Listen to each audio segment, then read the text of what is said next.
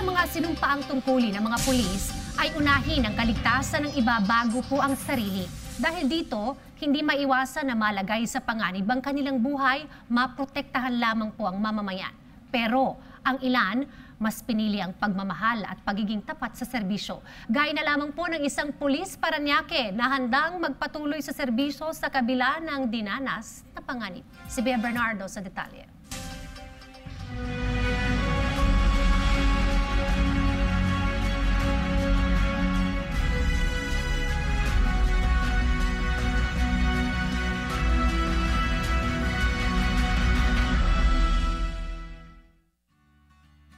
Ang katapatan sa sinumpaang tungkulin para sa bayan, yan ang sandigan ni PO1 Dominic Ingyo o mas kilala bilang Iki upang ipagpatuloy ang kanyang serbisyo bilang pulis. Si Iki ang Parañaque pulis na nasugatan sa engkwentro sa Barangay Tambo, Parañaque City noong linggo ng madaling araw habang nagsasagawa ng drug bypass operation at pinaputukan sila ng isang hinihinalang drug pusher. Tumama ang bala sa kanyang kanang paa. Pero buti na lang side sweep lang or daplis lang yung tama ko. So far naman nagpapasalamat din ako, hindi ako napuruan. Kasi kung napuruan ako, wala na. Matapos ang insidente, hiling ng kanyang kasamahan at pamilya na maging maingat siya sa trabaho. Ito rin naman ang naging aral sa kanya at payo sa kapwa-pulis. Doble ingat, tsaka huwag masyadong confidence. Kailangan always protect yourself at all times. Ngunit nanindigan si Iki, walang kriminal o maging sugat man ang makakapigil sa kanya na patuloy na maglingkod sa bayan. Parte si Iki ng iba't ibang operasyon laban sa iligal na droga at ilang most wanted person sa kanilang lugar na ang kanyang nahuli. Usually sa kanya lahat ng gagaling yung mga arrest namin. Sipag, yun ang masabi ko sa kanya.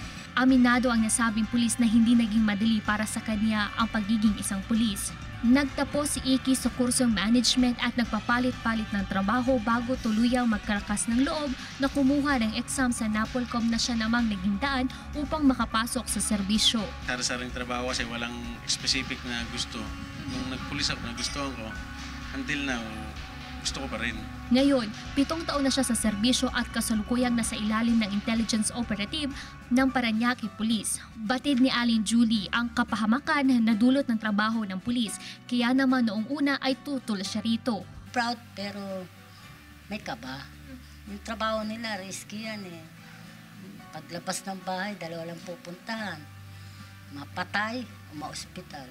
Pero sa huli, suportado niya kung saan magiging masaya ang kanyang anak. Maaasahan at hindi nangiiwan sa ere. Ganyan inilarawan si Iki ng kanyang classmate sa Philippine National Police na halos 1 taon niyang nakasama. Si Dominic, konting sabihin mo lang na tulungan mo ako, puntahan mo ako rito. Pupuntahan ka niya kahit anong mangyari. Malaki rin ang respeto sa kanya ng mga katrabaho dahil sa pinapamalas na dedikasyon. Dedicated sa trabaho yan. Hindi nga nagde-day off yan eh.